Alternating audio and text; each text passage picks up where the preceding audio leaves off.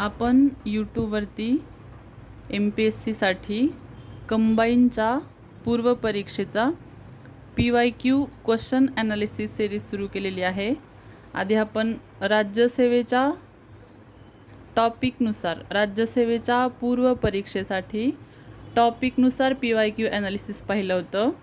त्याच्यामध्ये राज्यसेवा करणाऱ्या मुलांसाठी कोणत्या विषयामध्ये आयोग कोणत्या टॉपिकवर प्रीसाठी म्हणजे राज्यसेवेच्या पूर्व परीक्षेचा अभ्यास करताना कोणत्या विषयामध्ये कोणत्या टॉपिकवर जास्त भर दिला पाहिजे, कोणते टॉपिक आपण पाठ केले पाहिजे, कोणत्या विषयामध्ये कोणते टॉपिक पाठांतराचे आहेत, कोणत्या टॉपिकवर शॉर्ट नोट्स पाहिजेत, कोणत्या टॉपिकवर जास्तीत जास्त भर आहे हे आपण पाहत आहोत. राज्यसेवेचे सर्व विषयानुसार टॉपिक वाईज PYQ ॲनालिसिस आपलं झालेलं आहे. आता आपण कंबाईनच्या पूर्वपरीक्षेचं टॉपिक ॲनालिसिस पाहत आहोत, म्हणजे टॉपिकनुसार PYQ ॲनालिसिस पाहत आहोत. PYQ ॲनालिसिस म्हणजे काय? Previous year question topic analysis, म्हणजे आयोगाने इथून मागे पूर्व परीक्षेला कोणत्या टॉपिकवर भर दिलेला आहे. मेन्स ज्यांनी दिलेली आहे त्यांना मेन्सचे ठराविक टॉपिक आहेत, म्हणजे जसं प्रीचे समाजसुधारक वेगळे आहेत फोकससाठी, तसं मेन्सचे समाजसुधारक वेगळे आहेत. परंतु आपण सध्या प्रीसाठी पाहत आहोत. मेन्सचं टॉपिक वाईज ॲनालिसिस आपण पाहणारच आहोत. आपण कंबाईनच्या पूर्वपरीक्षेसाठी विषयानुसार टॉपिक ॲनालिसिस पाहिले. आपण सगळ्यात आधी सामान्य विज्ञानमध्ये कोणते टॉपिक महत्त्वाचे आहेत हे पाहिलं. त्यानंतर भूगोलमध्ये कोणते 10 टॉपिक पाठ करायचे, कोणत्या 10 टॉपिकवर नोट्स ठेवायच्या, शॉर्ट नोट्स कशा काढायच्यात हे आपण पाहणारच आहोत. 20 पेजेसमध्ये कशी शॉर्ट नोट्स असली पाहिजे. जॉग्रफीची आपली कंबाईनच्या पूर्वपरीक्षेची जॉग्रफीची नोट्स 20 पेजेसमध्ये कशी असली पाहिजे रिव्हिजनसाठी. त्यानंतर आपण इतिहास टॉपिक ॲनालिसिस पाहिलं, म्हणजे इतिहासामध्ये पूर्वपरीक्षेच्या इतिहासाचा अभ्यास करताना म्हणजे कंबाईनच्या प्रीसाठी हिस्ट्रीचा अभ्यास करताना कोणते टॉपिक आपण पाठ केले पाहिजेत, कोणत्या टॉपिकवर जास्त भर दिला पाहिजे आणि आयोग इथून मागे कोणत्या टॉपिकवर भर देत होतं हे आपण पाहत आहोत. तर कंबाईन प्री ग्रुप बी आणि ग्रुप सी आता कंबाईन झाले आहेत. ग्रुप बी आणि ग्रुप सीच्या प्रीचा एकच पेपर होत आहे या वर्षीपासून, म्हणजे 2023ला ही पहिलीच प्री झाली आहे. गट ब आणि गट क एकत्र झाल्यानंतरची, तेव्हापासून विषयानुसार प्रश्नांचं वेटेज चेंज झालेलं आहे. इतिहास आणि भूगोल 10-10 क्वेश्चन येत आहेत. इथून मागे प्रत्येक प्रीला इतिहासावर 15 प्रश्न येत होते, भूगोलावर 15 प्रश्न येत होते आणि गणित 15 मार्कालाच होतं. आता गणित म्हणजे जेवढे प्रश्न तेवढ्या मार्काला, म्हणजे पूर्वपरीक्षेचा जो 100 प्रश्नांचा पेपर होणार आहे, एका मार्काला एक प्रश्न आहे, म्हणजे 100 प्रश्न 100 मार्काला आहेत. तर गणित 15 प्रश्न 15 मार्काला होतं प्रीला इथून मागे. आता गणितावर 20 प्रश्न येत आहेत आणि जॉग्रफी आणि हिस्ट्री म्हणजे इतिहास आणि भूगोलावर जे 15-15 प्रश्न येत होते ते आता 10-10 प्रश्न येत आहेत. तर इकॉनॉमिक्स म्हणजे आपण जे आज पाहणार आहोत कंबाईनच्या पूर्वपरीक्षेसाठी अर्थशास्त्राचं ॲनालिसिस आपण पाहणार आहोत. तर अर्थशास्त्राच्या प्रश्नांच्या संख्येत किंवा मार्कच्या वेटेजमध्ये कोणताही फरक पडलेला नाही आहे. आधीही 15च प्रश्न येत होते प्रीला, आत्ताही 15च येत आहेत. म्हणजे अर्थशास्त्रासाठी आपल्याला 15 मार्कांची तयारी करायची आहे, म्हणजेच 15 प्रश्नांची तयारी आपल्याला करायची आहे. तर आपण या व्हिडिओमध्ये पाहणार आहोत 2013 पासून 2023पर्यंतचं अर्थशास्त्रासाठी ॲनालिसिस. कोणतं? कंबाईनच्या पूर्वपरीक्षेसाठी अर्थशास्त्राचं ॲनालिसिस आपण पाहणार आहोत 2013 पासून 2023पर्यंत. का? कारण की कोणत्याही विषयाचा अभ्यास करताना MPSCच्या राज्यसेवेच्या असो किंवा कंबाईनच्या असो, पूर्वपरीक्षेचा अभ्यास करताना त्या विषयामध्ये आयोग कोणत्या टॉपिकवर प्रश्न विचारत आहे हे आपल्याला माहीत असायला हवं. कोणत्या विषयामध्ये कोणते टॉपिक पाठ करायचे आहेत, आपण पाठ कोणते टॉपिक करायचे हे पाहणारच आहोत. इकॉनॉमिक्समध्ये 5 ते 6 टॉपिक असे आहेत जे पाठ असले पाहिजेत आपले. आणि PYQ भर कशावर आहे, म्हणजे प्रिव्हियस इयर क्वेश्चन्सचा भर आयोग इथून मागे कोणत्या टॉपिकवर जास्तीत जास्त भर देत आहे. म्हणजे तेवढेच टॉपिक आपण जर व्यवस्थित केले, त्यांची शॉर्ट नोट्स बनवली, त्यांचं वारंवार रिव्हिजन केलं, तर आपल्याला त्या विषयामध्ये जवळजवळ आता अर्थशास्त्राचे येणार आहेत 15 प्रश्न. आपल्या प्रीचा पेपर आहे 100 प्रश्नांचा, 100 मार्कासाठी 15 प्रश्न आहेत इकॉनॉमिक्सचे. म्हणजे 15 प्रश्नाला जे इकॉनॉमिक्स येणार आहे, अर्थशास्त्र येणार आहे, त्यामध्ये 15 पैकी 15 तर आपण म्हणजे प्रीचा कट ऑफच एवढा लागत नाही की आपल्याला कोणत्याही विषयामध्ये आउट ऑफ मार्क पाहिजेत. तर 13 ते 14 प्रश्न आपले बरोबर येण्यासाठी आपल्याला कोणते टॉपिक पाठ करावे लागतात हे माहीत पाहिजे आणि PYQ भर कशावर आहे हे माहीत पाहिजे. चला तर पाहूयात.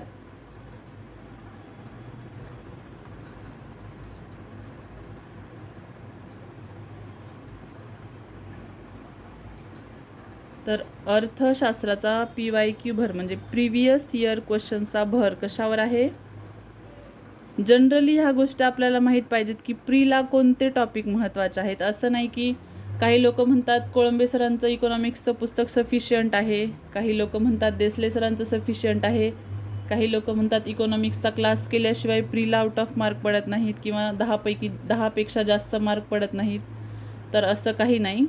ज्यांचं व्यवस्थित 1-2 वेळा वाचन झालेलं आहे, ज्यांना माहीत आहे की कोणत्या प्रश्नांवर किंवा कोणत्या धड्यांवर कोणत्या चॅप्टरवर आयोग भर देत आहे, ते चॅप्टर व्यवस्थित वाचायचे, त्याच्यावर शॉर्ट नोट्स काढायच्या, त्यांचं वारंवार रिव्हिजन करायचं आणि प्री काढण्यासाठी एवढ्या गोष्टी सफिशियंट आहेत. कोणत्या? PYQ भर आपल्याला माहीत असला पाहिजे. आयोग कोणत्या टॉपिकवर प्रश्न विचारते ते टॉपिक व्यवस्थित वाचणे, त्याच्यावर व्यवस्थित शॉर्ट नोट्स काढणे, त्यांच्या वारंवार रिव्हिजन करणे, या गोष्टींनी एखाद्या विषयामध्ये आपण पैकीच्या पैकी मार्क मिळवू शकतो. पैकीच्या पैकी जरी नाही पडले तरी 15 पैकी 13 ते 14 प्रश्न आपल्याला बरोबर आणायचे असतील तर PYQ भर कशावर आहे हे आपल्याला माहीत असायला पाहिजे. तर कंबाईनच्या पूर्वपरीक्षेचा सर्वाधिक भर आहे परकीय व्यापार. जनरली आपण या गोष्टींवर लक्ष दिलेलं नसतं. आपण जर 2013 पासून 2023पर्यंत म्हणजे इथून मागच्या 10 वर्षांचं ॲनालिसिस केलं तर 10 वर्षात सर्वाधिक प्रश्न आलेले आहेत परकीय व्यापार या टॉपिकवर. या गोष्टी क्लासवालेही तुम्हाला सांगणार नाहीत, एखादे टॉपरही सांगणार नाहीत, पण तुम्ही स्वतः जेव्हा प्रश्नपत्रिकांचा ॲनालिसिस करताल तेव्हा तुम्हाला समजेल की प्रीसाठी हे 5 टॉपिक किती महत्त्वाचे आहेत. परकीय व्यापार, उद्योग, बँकिंग, पंचवार्षिक योजना, पायाभूत सुविधा. राज्यसेवा करताना म्हणजे प्रीच्या अगोदर आपला लेटेस्ट राज्यसेवेचा पेपर झालेला असतो, त्याच्यावर सर्वाधिक भर आहे दारिद्र्यावर. आपल्याला वाटतं कंबाईनलाही दारिद्र्यावर सर्वाधिक भर असेल म्हणून आपण राज्यसेवेच्या वेळेस दारिद्र्यावरचे प्रश्न सोडवतो प्रीसाठी आणि कंबाईनसाठी दारिद्र्य करायला लागतो. काही लोकांना वाटतं इकॉनॉमिक्स म्हणजे पंचवार्षिक योजना करणे, दारिद्र्य करणे, अर्थसंकल्प करणे, बस एवढंच आहे. पण कंबाईनच्या पूर्वपरीक्षेचा अभ्यास करताना, इकॉनॉमिक्सचा अभ्यास करताना म्हणजे कंबाईनच्या पूर्वपरीक्षेसाठी अर्थशास्त्राचा अभ्यास करताना हे 5 टॉपिक महत्त्वाचे आहेत. परकीय व्यापार, उद्योग, बँकिंग, पंचवार्षिक योजना, पायाभूत सुविधा. या 5 गोष्टींवर सर्वाधिक भर आहे. इथून मागे 10 वर्षात सर्वाधिक प्रश्न ह्या टॉपिकवर विचारलेले आहेत. परकीय व्यापारवर, उद्योगवर, बँकिंग, पंचवार्षिक योजना, पायाभूत सुविधा. त्यानंतर असं नाही की हे 5 टॉपिक केले म्हणजे 15चे 15 प्रश्न या 5 टॉपिकवरच येणार आहेत. त्यानंतरचा भर आहे दारिद्र्य, अर्थसंकल्प, कर व्यवस्था, सार्वजनिक वित्त आणि सरकारी योजना. बेरोजगारी या चॅप्टरमध्ये किंवा बेरोजगारी या धड्यामध्ये ज्या सरकारी योजना आहेत त्या व्यवस्थित करणे आणि 2014 नंतरच्या सर्व योजना, त्यांची तारीख, त्यांचं वर्ष, त्या कशासाठी लागू आहेत, त्यांचे महत्त्वाचे मुद्दे योजनेमध्ये हे करायचं.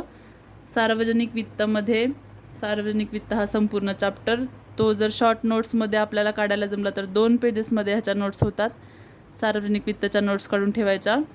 कर व्यवस्था, अर्थसंकल्पाची पार्श्वभूमी जी आहे पुस्तकांमध्ये आपल्या ती करायची आणि लेटेस्ट 2 अर्थसंकल्प करायचे. आता समजा 24ची प्री आहे तर 23-24चा अर्थसंकल्प आपला करून झाला पाहिजे, 24-25चा अर्थसंकल्प झाला पाहिजे. म्हणजे असं नाही की ह्या वर्षीचा अर्थसंकल्पच आपण केला पाहिजे. जसं की आत्ताच्या लेटेस्ट प्रीमध्ये प्रश्न होता अर्थसंकल्पावर की सरकारला सर्वाधिक पैसा कशातून मिळतोय. त्याच्यामध्ये ऑप्शन होतं GST आणि सर्वांनी GST हे उत्तर टिक केलं होतं, पण त्याचं उत्तर GST नव्हतं. का? अर्थसंकल्पाचं आपण कुठेही पुस्तक पाहिलं असेल, एखादी नोट्स पाहिली असेल, एखादी PDF पाहिली असेल, इयरबुक जरी पाहिलं असेल किंवा जानेवारी, फेब्रुवारी, मार्च या वर्षाच्या परिक्रमा जरी पाहिल्या असतील, तर त्याच्यावर एक चित्र असतं, डायग्राम असते. ती रुपया असा येतो, रुपया असा जातो, त्याच्यावर तो प्रश्न होता. ते बऱ्याच लोकांना समजलं नाही आहे प्रश्न कुठून आला होता, तर तो हा प्रश्न होता. असं एका साईडला लिहिलेलं असतं, गोल काढून रुपया असा येणार, रुपया असा जाणार, तर तो हा प्रश्न होता याच्यावरचा GSTचा. तर PYQ अनालिसिस केल्यावर म्हणजे आयोग कसे प्रश्न विचारते हे आपल्याला माहीत झाल्यावर आपल्याला ट्रेंड कळतो पूर्वपरीक्षेचा कोणत्याही विषयासाठी. तर हे जे 10 टॉपिक आहेत, इकॉनॉमिक्सचे हे 10 टॉपिक आपण शॉर्ट नोट्स जर बनवल्या, एकदम छोटा अक्षर असेल, व्यवस्थित नोट्स तुम्हाला माहीत असतील, भर माहीत असेल, तर फक्त 10 पेजेसमध्ये सुद्धा छोटे अक्षर तुम्हाला समजत असतील, व्यवस्थित अक्षर असेल, तर 10 पेजेसमध्ये इकॉनॉमिक्सचा व्यवस्थित अभ्यास होतो. ज्यांना मोठं अक्षर आहे किंवा व्यवस्थित सुटसुटीत नोट्स पाहिजे असतात त्यांचा 20 पेजेसमध्ये. तर अर्थशास्त्राची शॉर्ट नोट्सवाली 20 पेजेसमध्ये नोट्स आपल्याकडे रेडी असावी.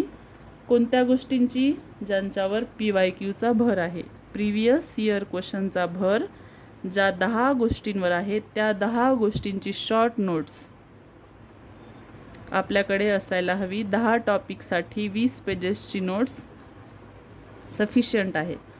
तर हे 20 पेजेस प्लस पूर्व परीक्षेसाठी कंबाईनचा अभ्यास करताना काही गोष्टी आपल्याला पाठ कराव्या लागतात, तोंडपाठ असायला हव्यात. कोणत्या गोष्टी?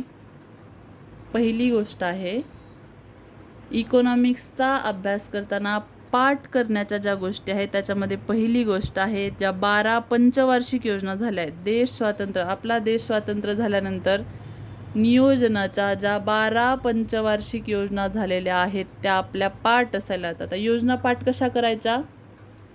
त्यांचं वर्ष लक्षात ठेवायचं, त्या योजनेचा भर कशावर होता, त्या योजनेमध्ये कोणत्या महत्त्वाच्या घटना घडलेल्या आहेत, त्यापैकी पहिल्या 5 योजना आणि शेवटच्या 5 योजना त्या व्यवस्थित लक्षात ठेवायच्या. त्याच्यातही पहिल्या 3 योजना, त्याच्यानंतर योजनेला भेटलेली सुट्टी आणि 11वी 12वी योजना व्यवस्थित करणे. त्यांचं वर्ष, त्यांचा भर कशावर होता, त्या योजनेमध्ये महत्त्वाच्या घडणाऱ्या गोष्टी. समजा चीन युद्ध कोणत्या योजनेत घडलं, फ्लड योजना कशाला म्हणतात, हे प्रश्न येऊन गेलेले आहेत. त्यावरून तुम्हाला समजलं असेल 12 पंचवार्षिक योजना पाठ करायच्या, मग आपल्याला क्वेश्चन इलिमिनेशन करायला सोपं जातं, उत्तरापर्यंत आपण पोहोचतो. समजते? ज्या गोष्टी पाठ करायच्या आहेत त्याच्यामध्ये सर्वात पहिली गोष्ट आहे आपल्या 12 पंचवार्षिक योजना पाठ पाहिजेत. दुसरी गोष्ट आहे जनगणना. जनगणना 2001ची, त्याला कंपॅरिझन करायचं 2011च्या जनगणनेने. आणि दुसरं कंपॅरिझन आहे म्हणजे तुलनात्मक अभ्यास करायचा. आता एका पेजमध्ये जर आपण जनगणना अभ्यासणार आहोत म्हणजे एका पेजमध्ये, एका पानात आपल्याला जनगणनेची नोट्स काढायची असेल, इकडे काढायचं महाराष्ट्राची संपूर्ण माहिती आणि त्याच पेजमध्ये इकडे भारताची म्हणजे कंपॅरिटिव्हली अभ्यास करायचा, तुलनात्मक अभ्यास करायचा. महाराष्ट्रात हे आहे, भारतात हे आहे. महाराष्ट्राची साक्षरता एवढी आहे, भारताची एवढी आहे. महाराष्ट्राचं लिंग गुणोत्तर एवढं आहे, भारताचं एवढं आहे. सेम तुलनात्मक अभ्यास कोणता करायचा? 2001मध्ये असं होतं, 2011मध्ये असं होतं. 2च पेजेसमध्ये आपण जनगणनेची नोट्स काढायची. ते 2 पेज सारखे सारखे वाचायचे, त्यांचं रिव्हिजन व्यवस्थित करायचं. कोणते 2 पेज? एकच पेज ठेवायचं पुढे मागे. आता ते 2 पेज झाले कोणते? 2001 इकडे लिहायचं, 2011 इकडे लिहायचं. 2001 मध्ये काय होतं, 2011मध्ये काय होतं, त्यांची तुलना करायची. मागच्या पेजवर महाराष्ट्रामध्ये काय होतं, भारतामध्ये काय होतं. आता महाराष्ट्राचं लिंग गुणोत्तर एवढं आहे, भारताचं लिंग गुणोत्तर एवढं आहे. 2च पेजेसमध्ये जनगणनेचा व्यवस्थित अभ्यास करायचा. त्याच्यातही इम्पॉर्टंट काय आहे? लोकसंख्या, लोकसंख्येची घनता, साक्षरता, लिंग गुणोत्तर आणि ग्रामीण शहरी जे प्रमाण आहे ते. या 5 गोष्टी म्हणजे महाराष्ट्राची या 5 गोष्टी करायच्या, भारतासाठी या 5 गोष्टी करायच्या, त्यांची तुलना करायची. पहिले 5 जिल्हे, शेवटचे 5 जिल्हे. महाराष्ट्रासाठी पहिले 5 जिल्हे माहीत पाहिजेत, शेवटचे 5 जिल्हे माहीत पाहिजेत. भारतासाठी पहिली 5 राज्ये माहीत पाहिजेत, शेवटची 5 राज्ये माहीत पाहिजेत. समजलं जनगणनेचा कसा अभ्यास करायचा. पहिली गोष्ट आपण पाठ करण्याची पाहिली होती. 12 पंचवार्षिक योजना पाठ पाहिजेत, त्यांचं वर्ष पाठ पाहिजे, भर पाठ पाहिजे, महत्त्वाच्या घटना पाठ पाहिजेत. 2 नंबरला आपण पाहिलं जनगणना. 2 कंपॅरिझन पाहिजेत, 2 वर्गीकरण पाहिजे, 2 फरक पाहिजेत. कोणते? 2001, 2011. दुसरा फरक पाहिजे महाराष्ट्र, भारत. तर असा जनगणनेचा अभ्यास करायचा, पाठांतर करायचं. तिसरी गोष्ट आहे त्रुटी. सर्व प्रकारच्या त्रुटी आपल्याला माहीत पाहिजेत. ती तूट कोणी लागू केली आहे, कोणी शिफारस केली होती, कोणत्या वर्षी लागू झाली होती आणि सध्याची त्याची स्थिती काय आहे 2023 नुसार. या गोष्टी त्रुटीबद्दल आपल्याला माहीत पाहिजेत, ॲक्च्युली पाठ पाहिजेत. 12 पंचवार्षिक योजना पाठ पाहिजेत, जनगणना पाठ पाहिजे, महाराष्ट्राची आणि भारताची, 2001ची, 2011ची. 3 नंबर सर्व प्रकारच्या त्रुटी आपल्या पाठ पाहिजेत. 4 नंबर काय पाठ पाहिजे? दारिद्र्यावरील सर्व समित्या आपल्या पाठ पाहिजेत. पुस्तकामध्ये 7 ते 8 समित्या दिल्या आहेत. 7 ते 8 समित्यांचे अध्यक्ष, त्या योजनांचं, त्या समित्यांचं वर्ष पाठ पाहिजे. त्यांच्यानुसार म्हणजे त्यांनी काढलेलं दारिद्र्य किती आहे हे पाठ पाहिजे. आणि सर्वात महत्त्वाचं, रंगराजन समिती आणि तेंडुलकर समिती या दोघांनी कोणत्या वर्षी किती दारिद्र्य काढलं आहे किंवा त्यांचं दारिद्र्य मोजण्याच्या पद्धती काय होत्या, ह्या सर्व गोष्टी दारिद्र्याबद्दल आपल्या पाठ पाहिजेत. इकॉनॉमिक्समध्ये या 10 गोष्टींचं आपल्याकडे शॉर्ट नोट्स पाहिजेत. आपल्याला ह्या 5 गोष्टी पाठ करायच्या आहेत. त्याच्यामध्ये पहिली गोष्ट आहे 12 पंचवार्षिक योजना आपल्या पाठ पाहिजेत, जनगणना पाठ पाहिजे, सर्व प्रकारच्या त्रुटी आपल्या पाठ पाहिजेत, दारिद्र्यावरच्या समित्या आपल्या पाठ पाहिजेत. 5 नंबर आहे वित्त आयोग.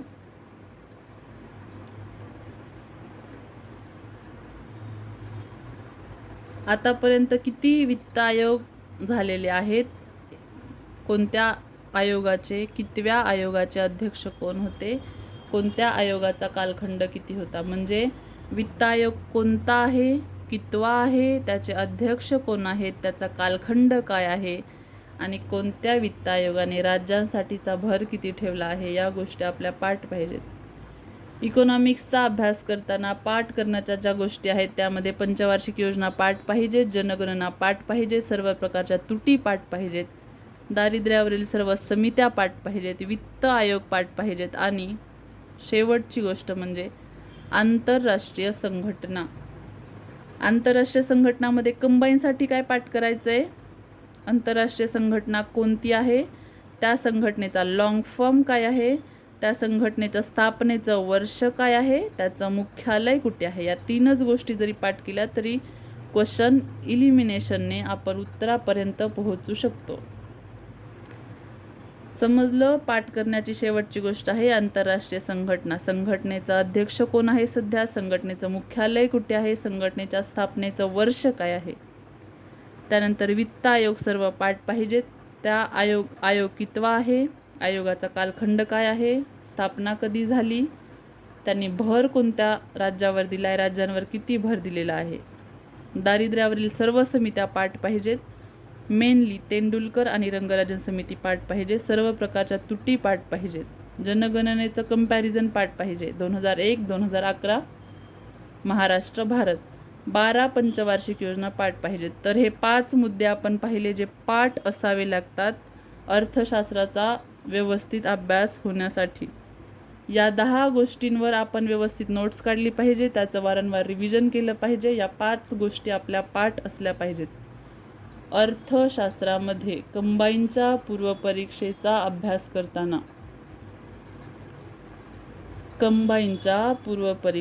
अर्थशास्त्राचा अभ्यास करताना आपल्याला PYQ भर असणाऱ्या 10 गोष्टींची शॉर्ट नोट्स असली पाहिजे, त्यांचं रिव्हिजन केलं पाहिजे. या 5 गोष्टी आपल्या पाठ असल्या पाहिजेत, तर आपल्याला 15 पैकी 13 ते 14 मार्क आरामशीर भेटतात. समजतंय? पूर्व परीक्षेचा अभ्यास करताना कोणत्याही विषयाला तुम्ही सुरुवात करणार असताल अभ्यासासाठी, तर सगळ्यात आधी आपल्याला माहीत पाहिजे आयोग कोणत्या गोष्टींवर भर देत आहे. त्या गोष्टींच्या आपल्याकडे शॉर्ट नोट्स असल्या पाहिजेत. त्या गोष्टींमध्ये इथून मागे आलेल्या प्रश्नांवरून कोणत्या गोष्टी पाठ करायच्यात ह्या गोष्टी आपल्या लक्षात राहिल्या पाहिजे. पूर्व परीक्षेचा अभ्यास करताना कोणत्याही विषयासाठी आपल्याला 3 गोष्टी महत्त्वाच्या आहेत. कोणत्या 3 गोष्टी महत्त्वाच्या आहेत? पहिली गोष्ट आहे PYQ ॲनालिसिस. कोणत्याही पोस्ट निघालेल्या विद्यार्थ्यांचा किंवा आपण टॉपर स्टॉक ज्याला म्हणतो ते म्हणत असतील त्यांच्याकडून तुम्ही ऐकलं असेल PYQ ॲनालिसिस व्यवस्थित करा. तर ज्या 3 गोष्टी आहेत प्री काढण्यासाठी, कोणत्याही विषयामध्ये चांगले मार्क मिळवण्यासाठी सर्वात पहिली गोष्ट महत्त्वाची आहे PYQ ॲनालिसिस. दुसरी गोष्ट आहे शॉर्ट नोट्स. स्वतःच्या अक्षरातील स्वतःला समजतील अशा शॉर्ट नोट्स आपल्याकडे, जे महत्त्वाचे टॉपिक आहेत त्याची शॉर्ट नोट्स आपल्याकडे असावी. तिसरा पॉईंट आहे रिव्हिजन. PYQ ॲनालिसिस करायचं, त्याच्यावरून महत्त्वाच्या टॉपिकवर शॉर्ट नोट्स काढायची आणि त्या शॉर्ट नोट्सचं व्यवस्थित वारंवार रिव्हिजन करायचं. या 3 गोष्टी खूप महत्त्वाच्या आहेत. कोणत्याही कंबाईनसाठी, म्हणजे आता दोन्ही कंबाईन एकच झाल्या आहेत, गट ब आणि गट क ची. आधी गट ब ची कंबाईन वेगळी व्हायची, गट क ची कंबाईन वेगळी व्हायची. आता दोघांचाही एकच पेपर होणार आहे. तर राज्यसेवेलाही आता कंबाईनच म्हणतात, कंबाईनलाही कंबाईनच म्हणतात, ग्रुप सीलाही कंबाईनच म्हणतात. राज्यसेवेमध्ये अनेक पोस्ट एकत्रित झाल्यामुळे राज्यसेवेलाही कंबाईनच म्हटलं जाईल इथून पुढे. ग्रुप सी आणि ग्रुप बी एकत्रित झाल्यामुळे त्यांनाही कंबाईनच म्हटलं जाईल. तर राज्यसेवा करा, कंबाईन करा. कोणत्याही प्रीसाठी, मेन्ससाठीही तेच रूल आहेत, पण आपण आधी प्री पास झालो तरच मेन्सपर्यंत जाणार. म्हणून पूर्व परीक्षेचा व्यवस्थित अभ्यास करायचा असेल तर या 3 गोष्टी फॉलो करायला पाहिजेत. पहिली गोष्ट आहे PYQ. दुसरी गोष्ट आहे महत्त्वाच्या PYQवर, म्हणजे महत्त्वाच्या प्रिव्हियस इयर क्वेश्चन्सच्या टॉपिकवर आपल्याकडे शॉर्ट नोट्स असली पाहिजे. 3 नंबर, त्या शॉर्ट नोट्सचं वारंवार रिव्हिजन झालं पाहिजे. प्रत्येक वेळेस तेच पुस्तक वाचत बसायचं नाही. प्रत्येक वेळेस रिव्हिजन 500 पानाच्या पुस्तकातून करायची नाही. पहिली रीडिंग पुस्तकातून करायची, दुसरी रीडिंग पुस्तकातून करायची, तिसरं रिव्हिजनही पुस्तकातून करायचं, पेपरच्या वेळेस रिव्हिजनही पुस्तकातून करायचं. आउटपुट कमी असतो या गोष्टींमध्ये, म्हणून शॉर्ट नोट्स काढायच्या, त्याचं रिव्हिजन व्यवस्थित करायचं. समजलं? ऑल द बेस्ट सर्वांना कंबाईनच्या पूर्व परीक्षेसाठी. तुम्हाला अर्थशास्त्रामध्ये म्हणजे इकॉनॉमिक्समध्ये कंबाईनच्या पूर्व परीक्षेसाठी इकॉनॉमिक्समध्ये तुम्हाला चांगले मार्क पाहिजे असतील तर या गोष्टी तुम्ही फॉलो करायला पाहिजेत. PYQ भर कशावर आहे ते बघा, पाठ कोणत्या गोष्टी करायच्यात ते बघा, आणि ह्या 3 गोष्टी जमतील तर फॉलो करा. PYQ ॲनालिसिस करा, शॉर्ट नोट्स काढा, रिव्हिजन वारंवार करा. समजतंय? ऑल द बेस्ट तुम्हाला प्रीसाठी आणि इकॉनॉमिक्ससाठी.